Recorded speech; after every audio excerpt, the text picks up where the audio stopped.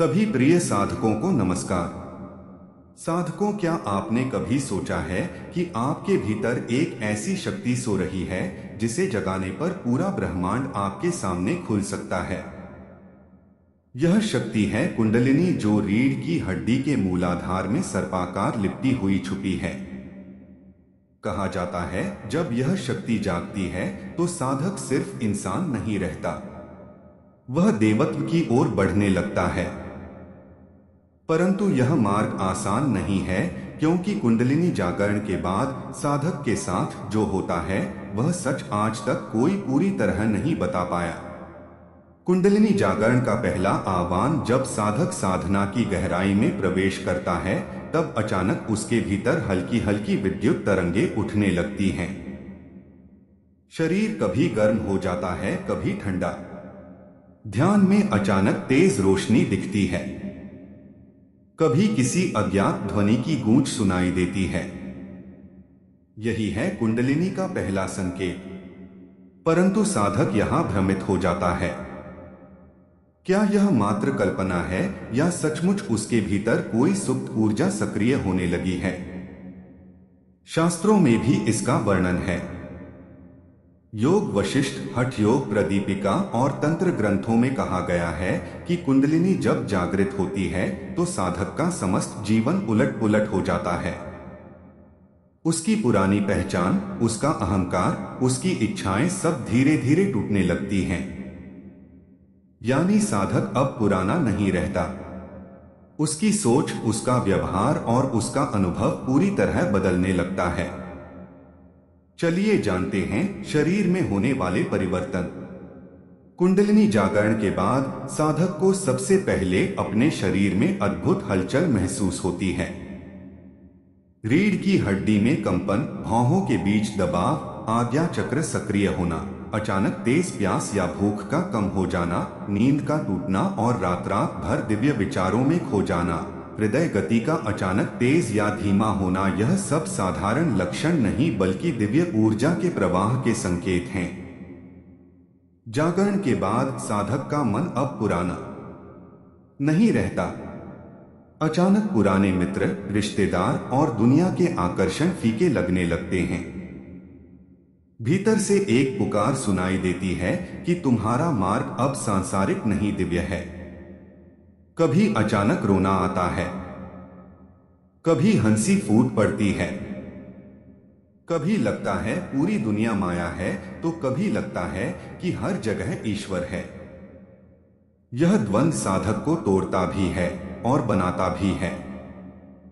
महर्षि गोरखनाथ ने कहा है कि कुंडलिनी जागरण के बाद साधक के भीतर जो घटता है वह स्वयं भी पूरी तरह समझ नहीं पाता। यह यात्रा वाणी से परे है, इसीलिए इसे अनुभव का मार्ग कहा गया है। किताबें केवल राह दिखा सकती हैं, लेकिन सच्ची यात्रा भीतर ही घटती है। साधकों, कुंडलिनी जागरण के बाद साधक का पहला कदम है स्वयं से मिलन। वह जानने लगता है कि वह शरीर नहीं है, वह मन नहीं है, बल्कि शुद्ध चेतना है।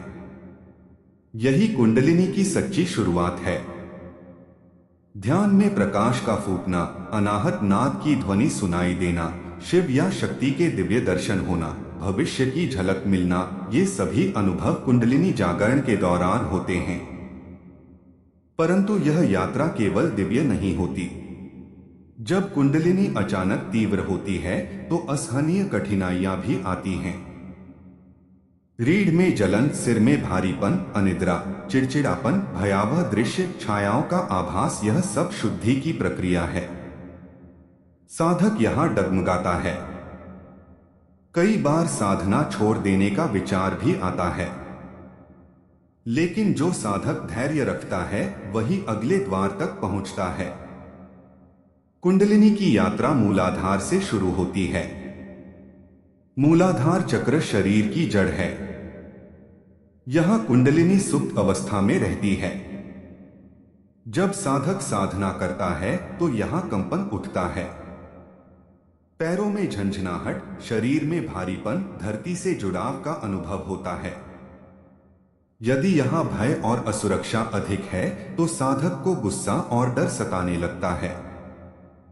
इसके बाद शक्ति स्वाधिष्ठान में प्रवेश करती है। यहाँ इच्छाएं और वासनाएं उफान पर आती हैं। पुराने संस्कार, दबे हुए भाव, अजीब स्वप्न सामने आते हैं। कई साधक यहीं फंस जाते हैं। फिर शक्ति मणिपुर में जाती है, जहां आत्मविश्वास, इच्छा शक्ति और प्रभाव बढ़ता है। यहां अहंकार का खतरा सबसे अधिक होता है। साधक को लगता है कि वह कुछ विशेष बन गया है। अनाहत में पहुंचते ही हृदय करुणा और प्रेम से भर जाता है। आंखों से बिना कारण आंसू बहते हैं। हर प्राणी में ईश्वर दिखने लगता है। विशुद्ध में वाणी में प्रभाव आता है। मंत्र जाप में शक्ति आती है। आवाज में कंपन और गहराई आ जाती है। आज्ञा चक्र पर पहुंचते ही दिव्य दृष्टि खुलती है। ध्यान में तेज प्रकाश, नीली ज्योति, भविष्य की झलक मिलती है। यही भ्रम का खतरा भी सबसे अधिक होता है।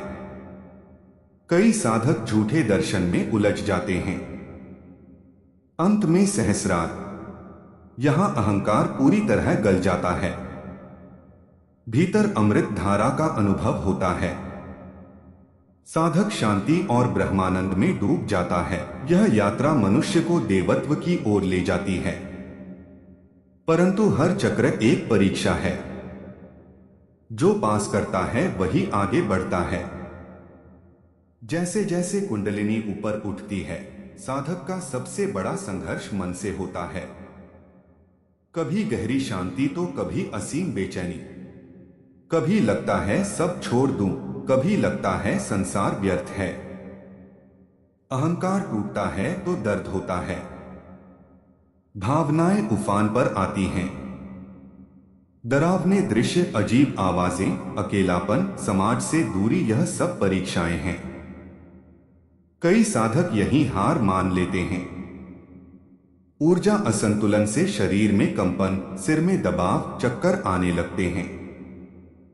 इसीलिए योग शास्त्र कहते हैं कि नाड़ी शोधन, प्राणायाम और गुरु का मार्गदर्शन अनिवार्य है। बिना गुरु कुंडलिनी साधना वैसी ही है जैसे बिना नाविक समुद्र पार करना। गुरु साधक को गिरने से बचाता है, भ्रम से बाहर निकालता है और अहंकार तोड़ता है।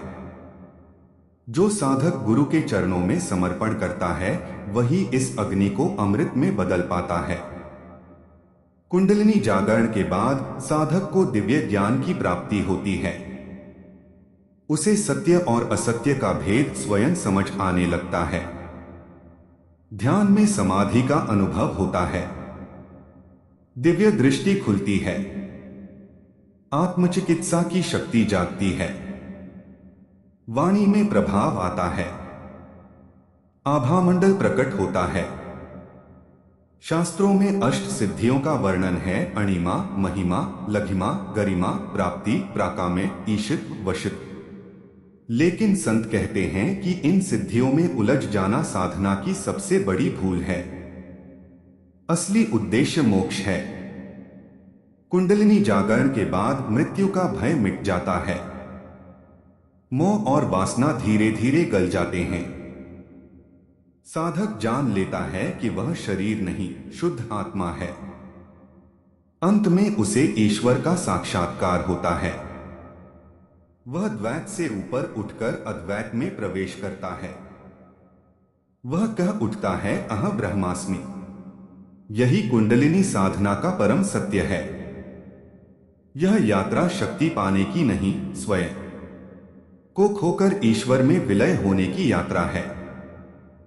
जो इस मार्ग पर विनम्रता, धैर्य और भक्ति से चलता है वही अंतः जीव से शिव बन जाता है।